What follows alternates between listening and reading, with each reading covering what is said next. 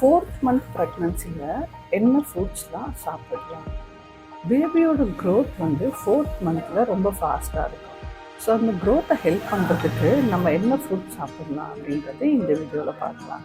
First நீங்கள் fruits daily சாப்பிட்றீங்க அப்படின்னா கண்டிப்பாக அதை வாஷ் பண்ணி நீட்டாக சாப்பிடுங்க. அண்ட் ஃப்ரிட்ஜில் ஸ்டோர் பண்ணி வச்சு சாப்பிட்றத அவாய்ட் பண்ணுங்கள்.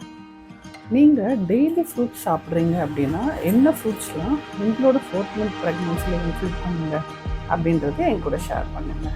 நான் என்ன ஃப்ரூட்ஸ் சாப்பிட்டேன் அப்படின்னா டெய்லி நான் ஒரு ஆப்பிள் சாப்பிடுவேன். ஆப்பிளில் நம்மளுக்கு ஃபைபர் அண்ட் அயன் இருக்குது.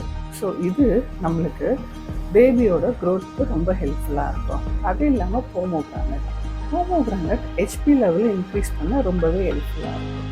அண்ட் நெக்ஸ்ட்டு பனானா வந்து உங்களுக்கு மோஷன் போகிற இஷ்யூ இருந்ததுன்னா உங்களுக்கு அதுக்குமே ரொம்ப ஹெல்ப்ஃபுல்லாக இருக்கும். அண்ட் நெக்ஸ்ட்டு ஆரஞ்சில் விட்டமின் சி இருக்குது.